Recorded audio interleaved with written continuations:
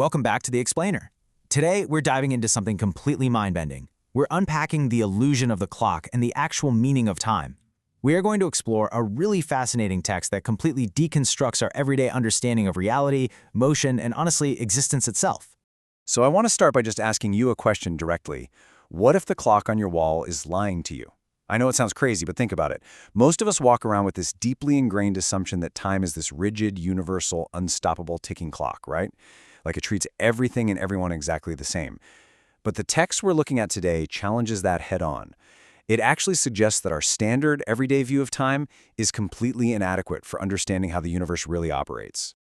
Okay, to figure this out, we first have to establish what time actually is. The text defines time as a recorder of the motion of matters. It basically states that time rises exclusively from motion. No motion, no time. It goes as far as describing time as antimatters, which is this intangible force that we can't see, touch, or put in a box. It only exists within the material world.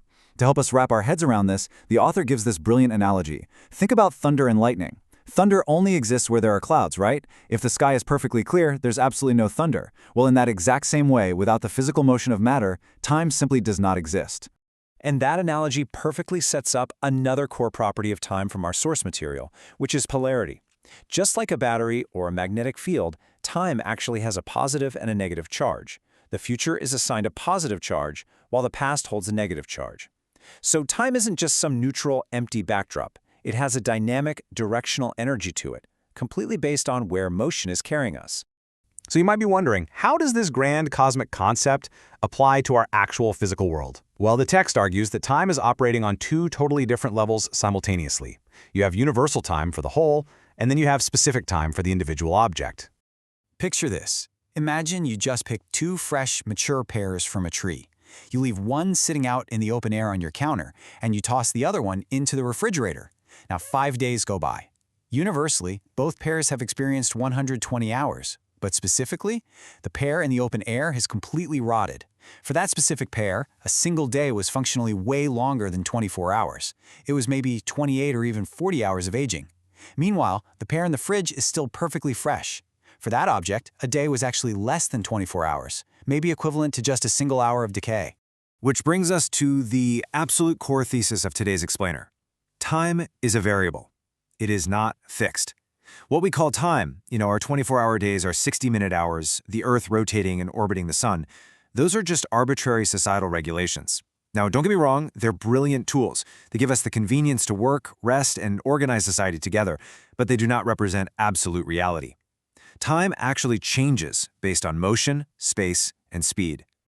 Let's take this up a notch and step onto a spaceship to see just how extreme this gets.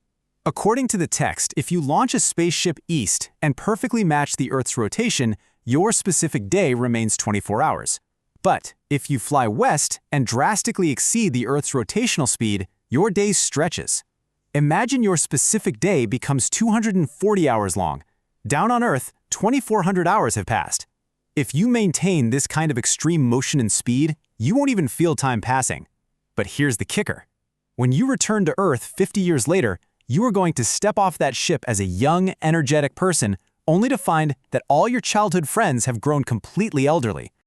But hey, it's not just extreme speed in a spaceship that alters time. It's our environment too. Extreme temperatures literally dictate the physical flow of time. If a person is frozen in a layer of ice, their specific time is infinitely extended. On the flip side, if that same person is placed in an extremely thermal, hot environment, their time is rapidly shortened. Even geographical differences create different specific times, like being out on the open sea versus standing way up on a high mountain. Now, this framework leads to some absolutely bizarre but totally fascinating claims regarding mass, volume, and lifespan. According to the text, a 1 kilogram piece of meat experiences a shorter specific time than a 1 kilogram stone. If you have two people who are the exact same weight, the taller person actually has less time than the shorter person.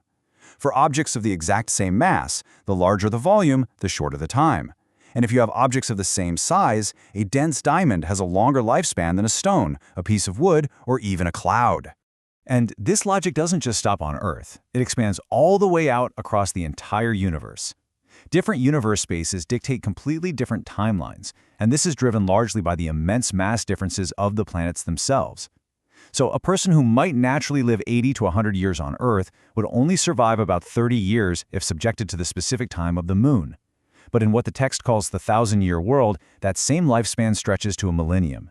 In the 10,000-year world, you would live for over 30,000 years. It's wild, but it perfectly explains that ancient saying, "One day in heaven equals 1 year in the mortal world." So, we've talked about massive cosmic scales, spaceships, and other planets, but let's bring this all the way back down to you, right here, right now. Because the text argues that you don't actually need a spaceship to manipulate time.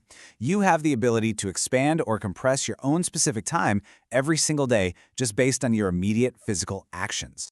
Imagine two people at a starting line, heading for the exact same destination.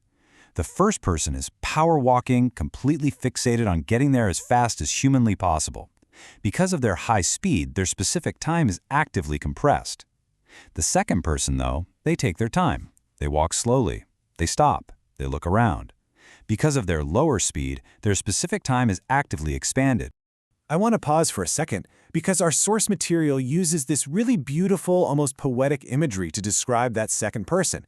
The one expanding their time is the one, quote, sometimes turning around to pick up a gravel, touching the grass, saying hello to the bird and bye-bye to the cloud.